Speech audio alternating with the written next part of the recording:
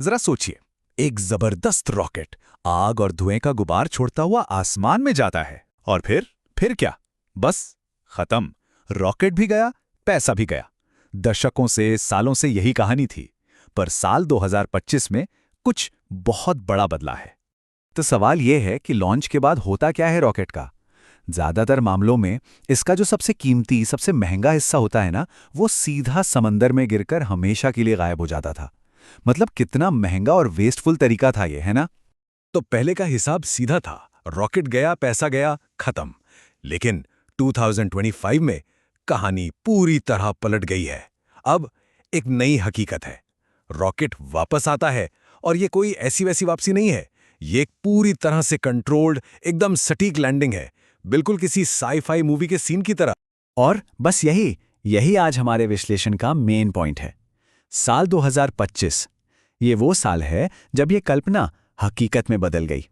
ये स्पेस के एक बिल्कुल नए दौर की शुरुआत है। देखिए, टेक रिव्यू 2025 ने इस बात को कितने सही तरीके से कहा है कि ये अब कोई स्पेक्टेकल या तमाशा नहीं रहा।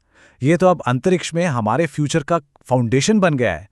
मतलब सिर्फ टेक्नोलॉजी नहीं, ये एक पूरा इंफ्रास्ट्रक्चर है।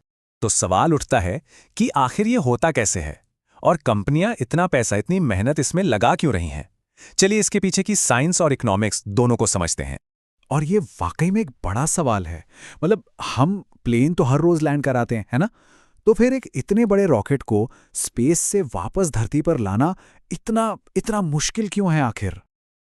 असली चैलेंज यहीं पर है। देखिए, सबसे पहले तो रॉकेट को हाइपरसोनिक स्पीड पर, मतलब आवाज की गति से भी कई गुना ज्यादा तेजी से हमारे एटमॉस्फेयर में वापस घुसना होता है। फिर उसे भयानक गर्मी झेलनी पड़ती है। इसके बाद अपनी स्पीड को कंट्रोल करने के लिए इंजनों को एक नहीं कई बार बंद करके फिर से चालू करना पड़ता है। और इन सब के बाद उसे एक छोटे से लैंडिंग पैड पर एकदम पिन पॉइंट एक्यूरेसी के साथ लैंड करना होता है।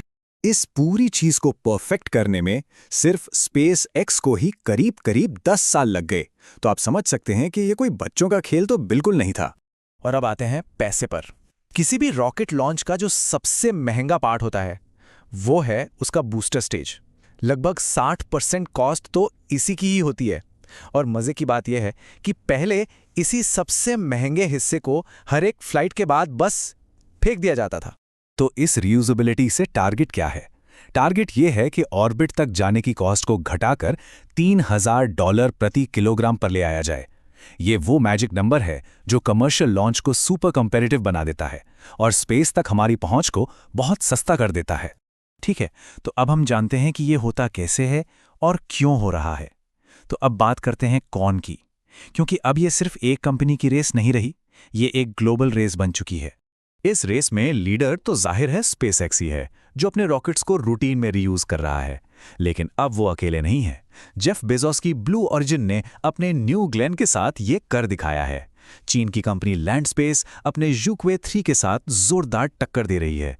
और उधर जापान की होंडा ने तो एक वर्टिकल लैंडिंग टेस्ट करके सबको हैरान ही कर दिया।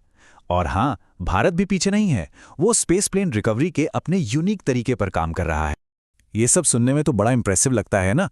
लेकिन सवाल ये है कि इस टेक्नोलॉजी का हम पर, आप पर, मतलब आम लोगों पर क्या असर पड़ेगा, और इसका असर हमारी रोजमर्रा की जिंदगी पर होने वाला है।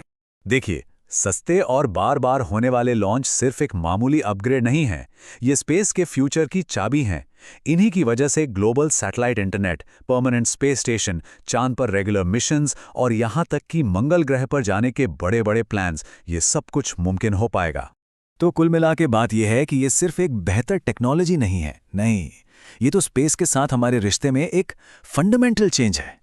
ये स्पेस इकोनॉमी का एक तरह से पुनर्जन्म है।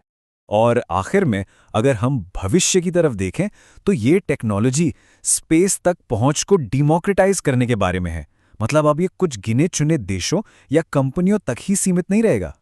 और हम इस डिस्कशन को इसी पावरफुल आइडिया के साथ खत्म करते हैं। सोचिए, जब रॉकेट भी हवाई जहाज की तरह रीयूजेबल हो जाते हैं, तब स्पेस सिर्फ कुछ देशों या सरकारों की जागीर नहीं रह जाता, वो पूरी इंसानियत के लिए खुल जाता है।